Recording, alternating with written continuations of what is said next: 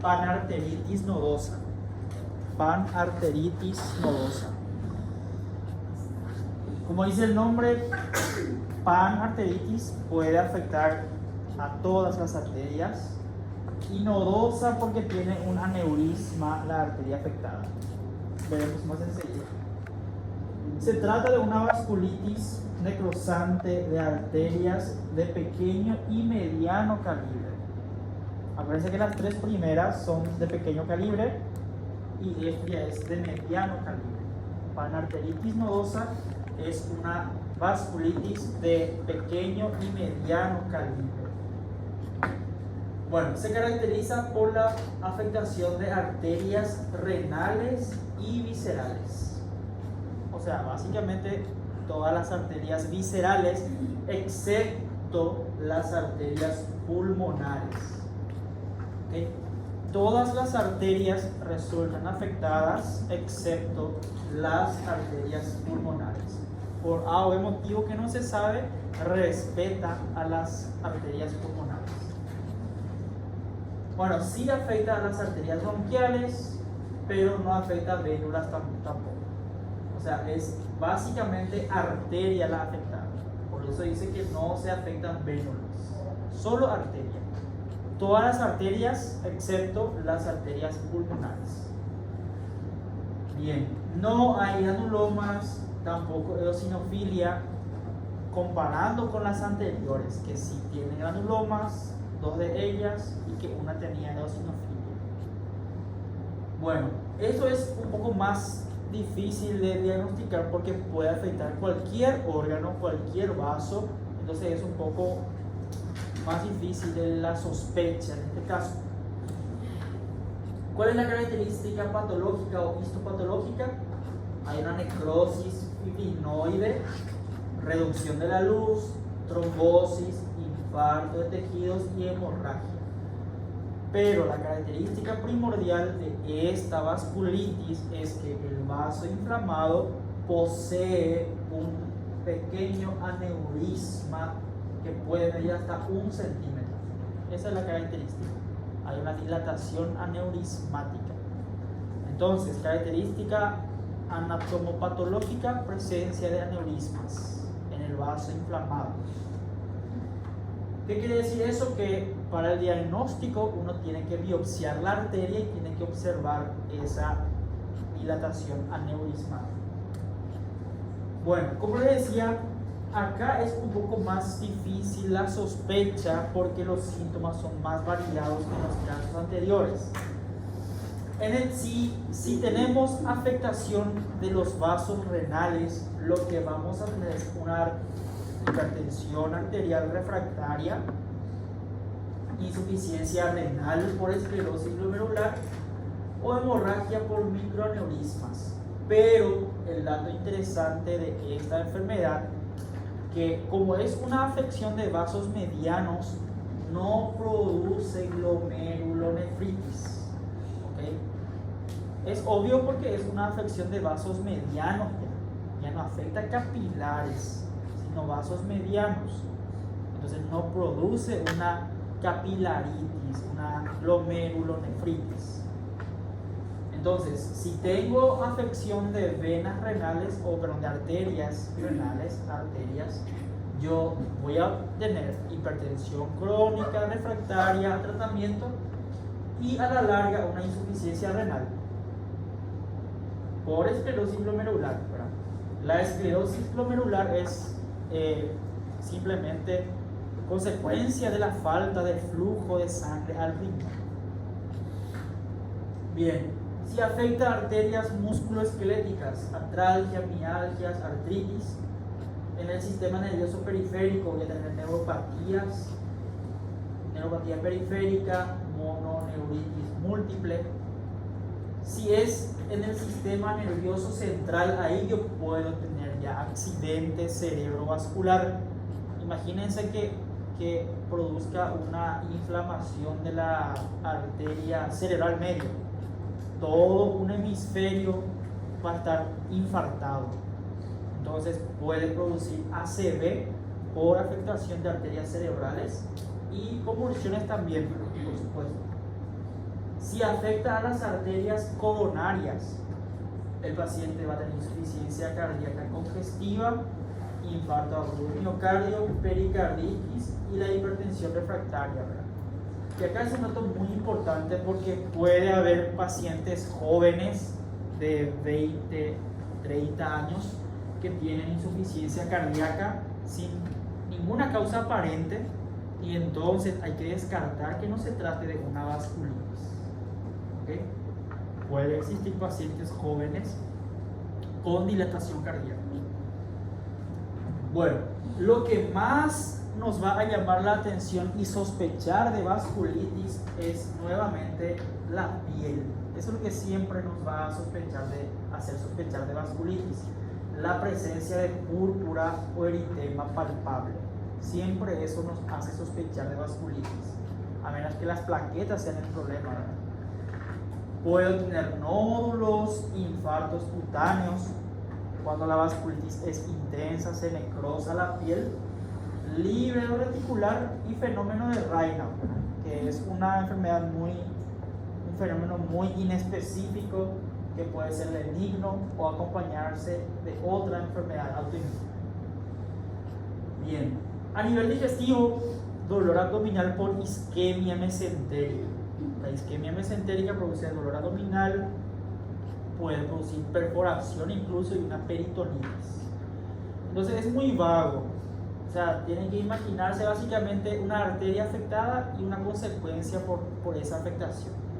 Pero lo más característico que siempre hace sospechar de vasculitis es la afectación cutánea.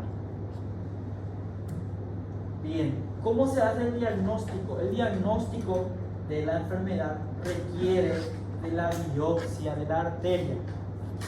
Acá no es hacer biopsia de la piel ni biopsia del riñón como se hacía en las biopsias anteriores de las otras enfermedades.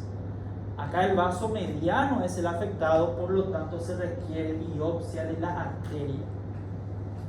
Y ahí se va a observar la dilatación aneurismática.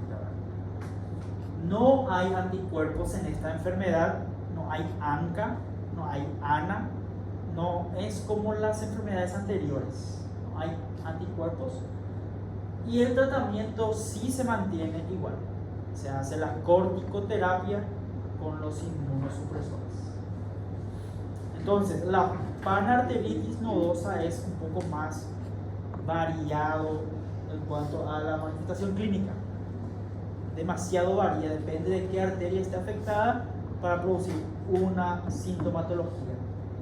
Apesar de no ter autoanticorpos, é autoimune. Claro, sí. Para não ser saciário. Sí, exactamente. Panarteritis nodosa. PAN. Faltan dos arteritis más. Ven que el nombre ya va cambiando de vasculitis, panarteritis y ahora arteritis. Arteritis ya habla de afectación de grandes vasos, de arterias grandes. Tenemos dos arteritis que quiero que conozcan, que son, en primer lugar, la arteritis de Takayasu. La arteritis de Takayasu es una enfermedad inflamatoria de vasos grandes, y esta enfermedad en especial ataca al callado aórtico o sus ramas, callado aórtico y o sus ramas. Entonces tiene predilección por esos vasos, pero puede afectar otros vasos grandes también. Es más frecuente en el sexo femenino de edad reproductiva. De hecho, que casi todas las enfermedades inmunológicas, reumatológicas, por las que no patías, afectan más a este grupo de personas, a las mujeres en edad reproductiva. Casi todas las enfermedades son así. Y esto es lo que pasa. Tenemos un callado aórtico inflamado con la luz disminuida, o tenemos sus ramas inflamadas, el tronco arterial brachiocefálico, la carótida primitiva izquierda y la subclavia izquierda. Callado aórtico o sus ramas están inflamadas y estenosadas. Por lo tanto, podría producir síntomas, así como puede ser que no. Depende de qué tan inflamado esté el vaso o sus ramas. Por ejemplo, ¿qué pasaría si está inflamada o estenosada la carótida primitiva? Un ACV, ¿verdad? Un ACV, un síncope, un AIT puede producir. ¿Qué pasa si está inflamada la subclavia izquierda? Va a producir síntomas de isquemia, dolor, claudicación. Entonces depende de qué vaso esté inflamado, pero lo más frecuente es esto. Y el paciente suele ser un paciente joven, femenino, que se hace control nada más, examen físico de rutina, y se encuentra diferencia de pulso, diferencia de la intensidad o de la presión en los miembros.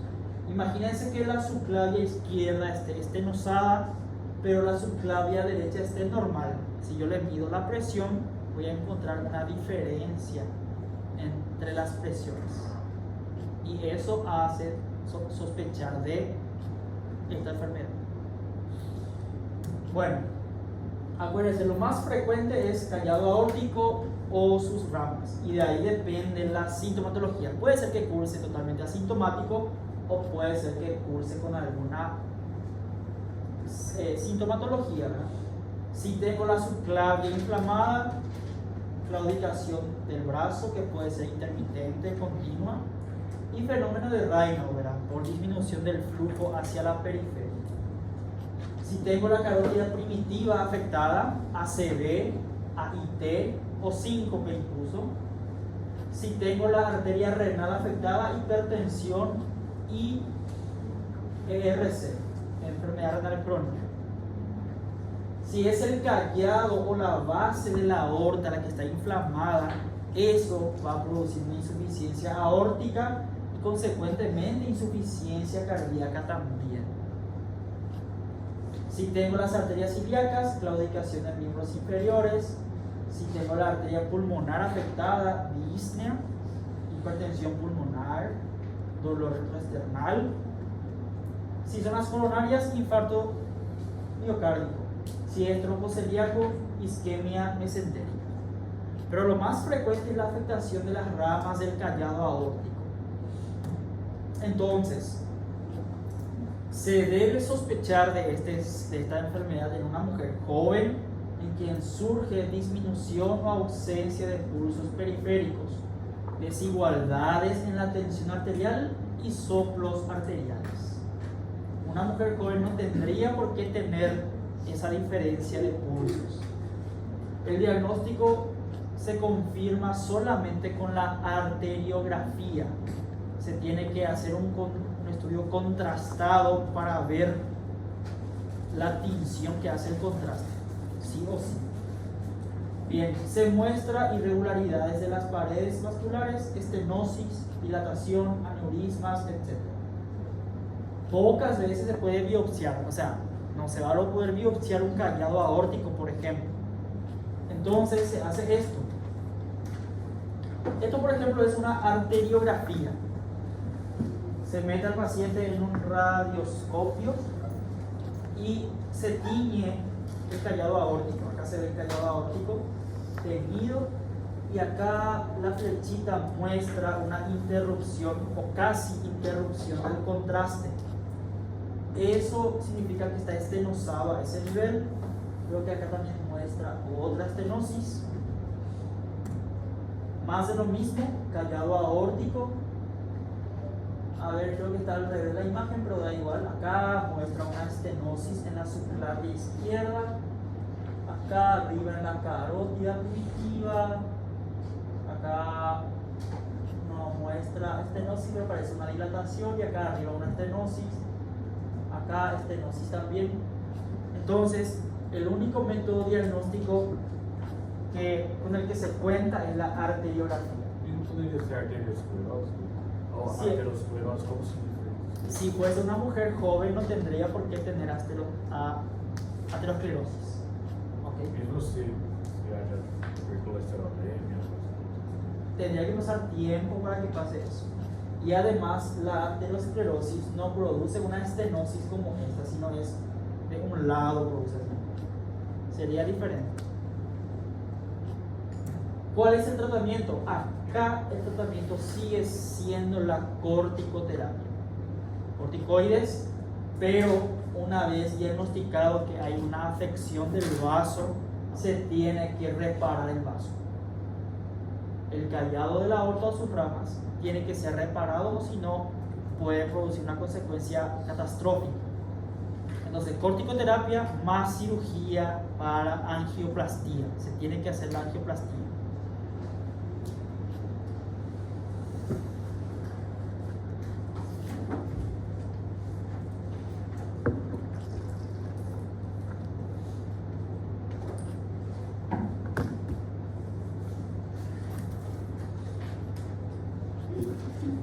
Bueno, casi de la última. La última arteritis que tenemos es la arteritis de la arteria temporal. Esto sí es muy común y alguno ya habrá visto en algún paciente, familiar, persona esta enfermedad. Es muy frecuente y van a ver por qué. Y van a reconocer cuando vean, van a decir, sí, ya vi, o no vi todavía, pero van a ver ahora. ¿Qué es la arteritis de células gigantes? Es una arteritis también de vasos de mediano y gran calibre que es frecuente en los pacientes adultos mayores de 50 años y más en el sexo femenino. ¿Por qué se llama arteritis temporal? Porque la arteria más afectada es la arteria temporal. Arteria temporal o puede ser también otras ramas de la carótida, pero la más frecuente es la arteria temporal. Puede afectar también a la aorta y sus ramas.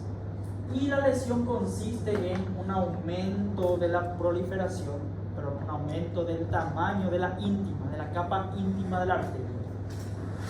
Y hay formación de células gigantes.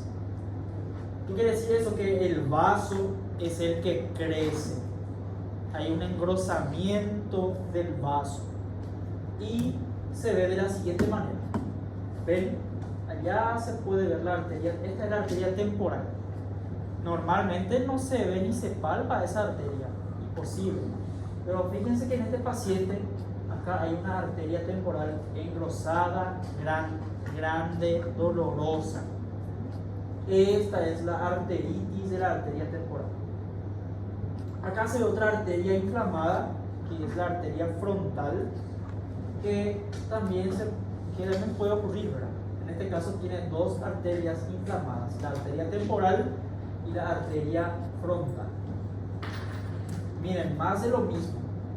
¿Ven? Paciente anciano con una arteria visible en el cuero cabelludo, se ve perfectamente la arteria. La arteria es dolorosa, dura, se puede palpar. Acá también hay otro más de lo mismo. Arteritis de la arteria temporal. ¿Cuál es la manifestación clínica? Lo más frecuente es la cefalea. El paciente con arteritis de la arteria temporal tiene cefalea. Cefalea porque la arteria temporal se encarga de nutrir al cuero cabelludo. Y si le falta sangre al cuero cabelludo, evidentemente eso va a doler. Entonces se produce cefalea muy frecuente, persistente. Puede afectar otras arterias, como ya les dije. Puede producir síntomas isquémicos como infarto de miocardio, ACV, infarto del cuero cabelludo o de la lengua incluso, ¿verdad? Porque acuérdense que la carótida da una arteria lingual. Bien, puede observarse nódulos sobre la arteria, es decir, pequeñas dilataciones que se pueden palpar, que duelen también. El diagnóstico, la confirmación se hace con la biopsia de la arteria, nuevamente. Pero se puede hacer una ecografía donde se va a ver una arteria engrosada, arteria temporal engrosada. Entonces la biopsia no siempre se tiene que hacer, porque si yo tengo síntomas, veo la arteria grande, palpo la arteria, le pido una ecografía, confirma que es arteria, no hace falta la biopsia en este caso, porque acá es evidente. El tratamiento de esta enfermedad consiste nuevamente en los corticoides. Siempre los corticoides son la base del tratamiento de las vasculitis. Ahora, una de las complicaciones graves que puede producir esta enfermedad es la neuritis óptica isquémica. Como es una enfermedad grave, o sea, como es una afectación grave, la neuritis óptica puede producir ceguera y el paciente requiere de pulsos de metilprednisolona. Cuando hay una afectación importante de algún órgano vital, se tiene que hacer pulsos de metilprednisolona.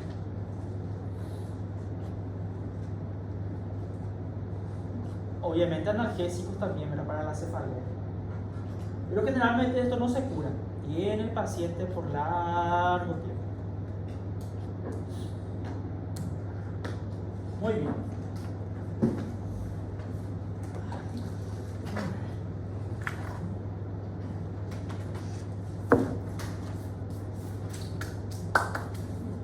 Es muy evidente esto, pero quiero que me diagnostiquen.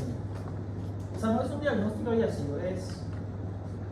Ya veremos qué es. Bien, es un caso clínico de un paciente varón de 52 años que dice, está traducido, parece, por eso tiene una mala traducción, pero dice, se presenta para la evaluación y lo que se ve es un nódulo pulmonar cavitario en la tomografía. A ver, creo que ya bueno, pensé que estaba la tomografía ahí, pero imagínense que es esta tomografía de aquí, ¿okay? Paciente que presenta nódulos cavitados en la tomografía dice que tiene, ¿qué otra cosa?